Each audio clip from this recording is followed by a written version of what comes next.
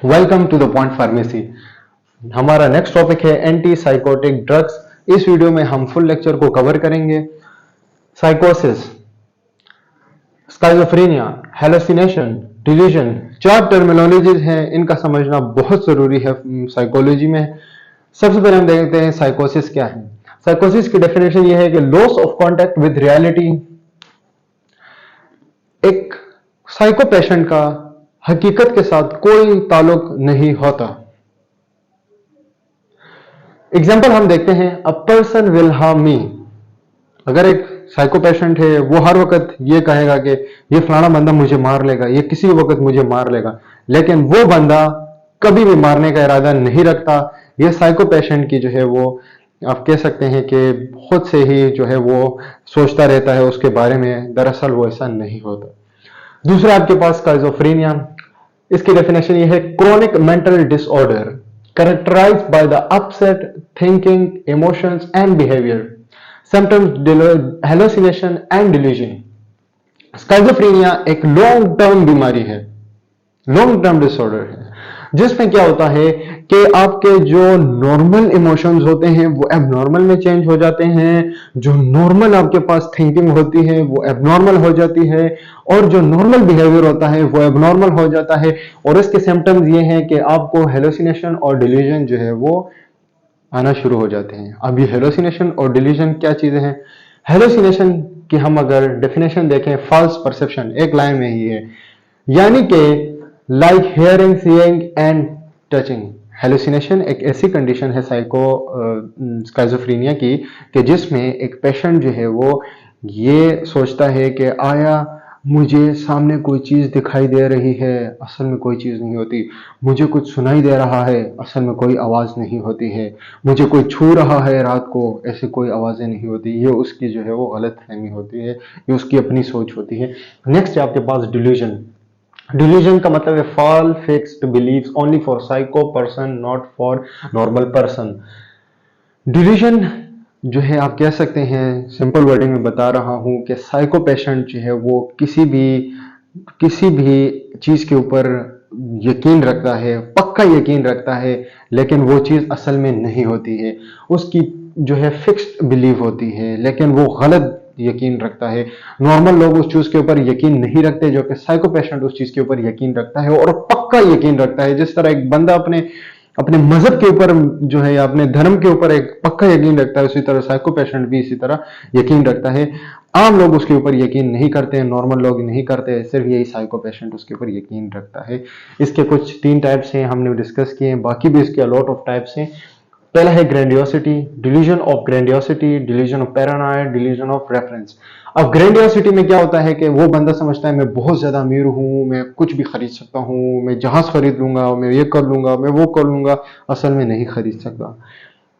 Paranoid, paranoid का मतलब ये होता है कि हर वक्त डरा डरा रहता है कि आया ये चीज मुझे खा जाएगी, या ये बंदा मुझे मार लेगा, मैं गिर जाऊंगा सीढ़ियों से। इस तरह किस्म के उसे जो है वो सोच आते रहते हैं। नेक्स्ट है रेफरेंस। रेफरेंस का मतलब ये है कि अगर दो बंदे आपस में बात कर रहे हो, वो दोनों बंदे आपस में किसी भी टॉपिक के ऊपर बात कर रहे हो, लेकिन साइको पेशेंट अगर वहां से गुजर रहा हो और उन्होंने उनकी तरफ देखा भी, तो वो कहेंगे कि ये मेरे बारे में बातें कर रहे थे। असल में वो दोनों अपनी बातें कर रहे होंगे, साइको पेशेंट की गलतफहमी होगी, वो उनके बारे में बातें नहीं कर रहे थे। ये 4 टर्मिनोलॉजीज है। आई थिंक आपने, आई होप कि मैं ये आपको समझ आई होंगी। नेक्स्ट क्लासिफिकेशन की तरफ चलते हैं। एक होती है फर्स्ट जनरेशन क्लासिफिकेशन, जिसे टाइपिकल एंटीसाइकोटिक ड्रग्स कहते हैं। दूसरी होती है सेकंड जनरेशन, जिसे कहते हैं एटाइपिकल एंटीसाइकोटिक ड्रग्स। साइड इफेक्ट जो है वो फर्स्ट जनरेशन की ज्यादा थी, क्योंकि वो इतने एडवांस नहीं थी। सेकंड जनरेशन जो है वो एडवांस्ड, इनकी साइड इफेक्ट्स कम हैं।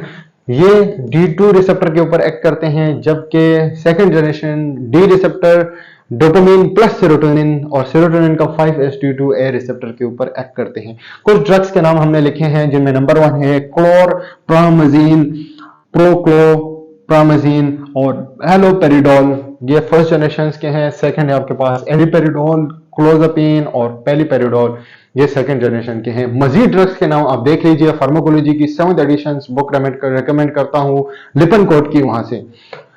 अच्छा, मैकेनिज्म ऑफ एक्शन की अगर हम बात करते हैं तो आपको पता है कि एक होता है प्री सिनेप्टिक नर्व, इस तरह न्यूरॉन्स के जो है वो कैसे सिग्नलिंग पास होती है। दूसरा होता है पोस्ट साइनेप्टिक नर्व और बीच में होता है साइनेप्स। साइनेप्स कहते हैं गैप को, या जंक्शन इसे कह सकते हो, दो नर्व्स के दरमियान। जब कभी आपके पास यहाँ पे डोपामिन स्टोर होता है अपने वेसिकल के अंदर, मोनोमीन है ये स्टोर होता है वेसिकल के अंदर, और बाहर से कोई भी सिग्नलिंग मॉलिक्यूल आता है तो कैल्शियम की वजह से ये वेसिकल रप्चर हो जाता है आयन, और यहाँ से ये डोपामिन रिलीज हो जाता है। रिलीज होने के बाद साइनेप्स में चला जाता है, और साइनेप्स में जाने के बाद रिसेप्टर से बाइंड हो जाता है। बाइंड होने के बाद यहाँ पे अपने एक्टिविटी शो करता है, जैसे हैप्पी हार्मोन है तो मूड रेगुलेशन, इस तरह किस्म की एक्टिविटीज रेगुलेट करता है।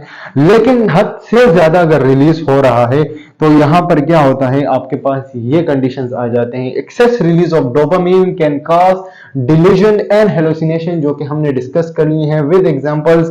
तो इस कंडीशन को ट्रीट करने के लिए हमने डोपामिन को अपने रिसेप्टर के साथ बाइंड नहीं होने देना।